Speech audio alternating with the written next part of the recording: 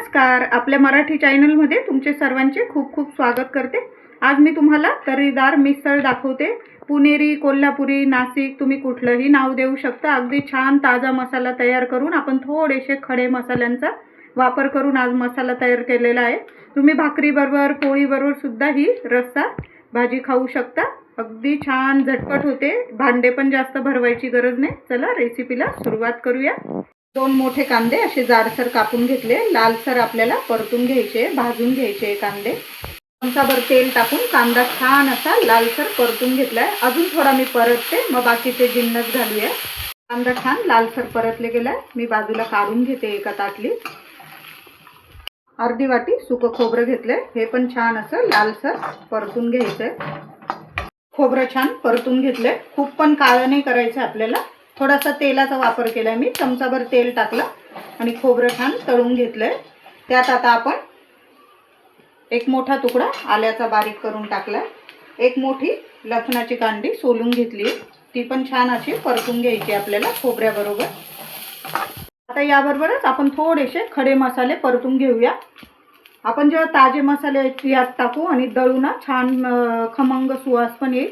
एक मोठी वेलची घेतली आहे. तेजपत्ता 2 घेतले. एक मोठी वेलची, 2 हिरवी वेलची, थोडासा तुकडा दगडफूलचा घेतलाय, थोडी दालचिनी, 3-4 लवंग घेतले आणि 4 काळी मिरी घेते मी. हे छान आपल्याला परतून घ्यायचंय या मसाल्याबरोबर. सर्व मसाले भाजले गेले, तळले गेले. एक चमचा भरून जिरं मी शेवटी टाकते, नाही तर जिरं खूप भाजले जाईल म्हणून मी शेवटी जिरं टाकते. थोडासा कढीपत्ता हे सुद्धा आपल्याला छान असं एकदम बारीक गॅसवर मी भाजून घेते सर्व मसाला. आणि आता जो कांदा आपण काढून घेतला होता तो पण आता पुन्हा मिक्स करते आणि 2 मिनिटं पुन्हा हा मसाला परतून घेते, म्हणजे सर्व मसाले एकत्र परतले जातील. आपला मसाला किती छान असा खमंग मी परतून घेतलाय. असा मसाला एकदा मिसळला करून बघा. खूप छान तर्रीदार मिसळ होईल. अगदी हॉटेलीत जाण्याची पण तुम्हाला गरज उरणार नाही. घरच्या घरी अगदी 5-10 मिनिटात तुम्ही असा मसाला करू शकता. सर्व खडे मसाले जर आपण फ्रेश टाकले यात तर खूप छान सुवास येतो. हा मसाला आता मी थंड झाल्यावर दळून घेते. एकदम छान बारीक दळून घेते. छान थंड झालाय. मूठभर कोथिंबीर टाकते. थोड्या कोथिंबीरीला दांडे असतील तर त्या पण टाका, छान चव येते. आता थोडा पाण्याचा वापर करून अगदी बारीक मी मसाला दळून घेते. कढई ठेवली आहे. 2-3 चमचे तेल घेतले. तुम्हाला तेल जेवढं आवडेल त्या पद्धतीने घ्या. मी जरा कमी तेलामध्ये छान अशी तर्रीदार मिसळ दाखवते तुम्हाला. मसाला बघू शकता. थोडा पाण्याचा वापर करून मी छान असा दळून घेतलाय. तेल गरम झालंय. आता मसाला छान परतून घेते. मसाला तेलात परततानाच मी त्यात मसाले टाकून देते, म्हणजे मसाले पण परतले जातात आणि आपला जो मसाला करून घेतलाय आपण कांद्या खोबऱ्याचा तो पण परतला जातो. इथं मी ताटलीत मसाले काढून घेतले. इथं मी गरम मसाला घरातला घेतलाय. कांदा लसूण मसाला घेतलाय. हा 1.5 चमचा घेतलाय कांदा लसूण मसाला. मोठा 1 चमचा घेतलाय. थोडीशी हळद घेतली, अर्धा चमचा. 1 चमचा भरून धना पावडर घेतली. आपण जिरं दळतानाच टाकलेलं आहे मसाला करताना. 2 चमचे लाल मिरची पावडर घेतली.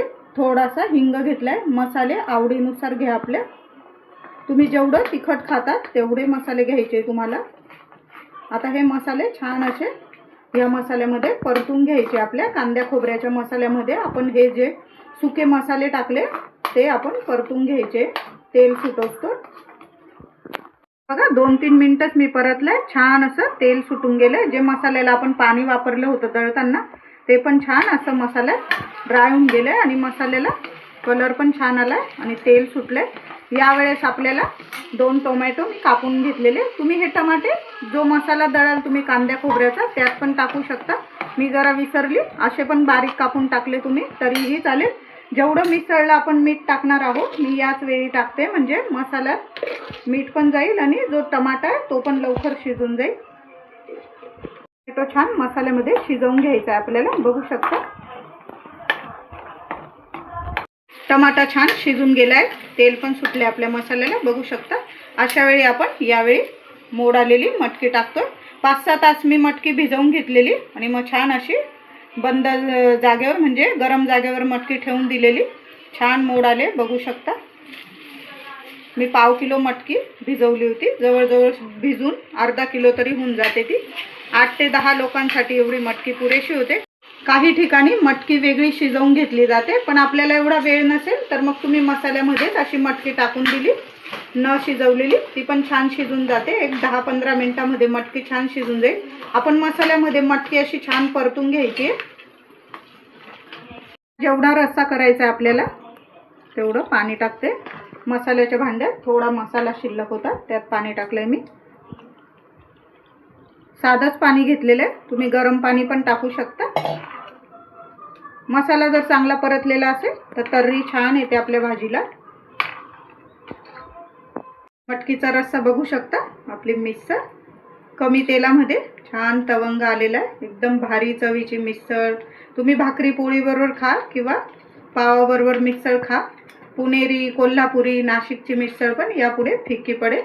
अशी घरच्या घरी तुम्ही कमी तेलामध्ये मिसळ किंवा मटकीची उसळ करू शकता. रस्सेदार, थोडीशी वरून कोथिंबीर टाकते आणि एक 8 ते 10 मिनिटं तरी आपल्याला मटकी छान शिजवून घ्यायची. 8 ते 10 मिनिटं झाले. बघू शकता आपली तर्रीदार मिसळ, मटकीची रस्सा भाजी. मटकी छान शिजून गेलेली बघू शकता. आता मी गॅस बंद करते आणि ताट वाढायला घेते. आपल्या मिसळच्या भाजीला बघू शकता किती छान तर्री आली. आपण ताट वाढून घेऊया. मटकी घेऊया आधी आणि नंतर रस्सा टाकते मी. मस्त असं ताट वाढून घेतलंय. तुम्हाला हवं ते फरसाण तुम्ही मिक्स करू शकता. या बघा मिसळ एकदम तयार आहे आपली. थोडा कांदा, लिंबू पिळते. आजची रेसिपी आवडली असेल तुम्हाला तर लाईक करा, शेअर करा, आपल्या चॅनलला नक्की सबस्क्राईब करा. धन्यवाद.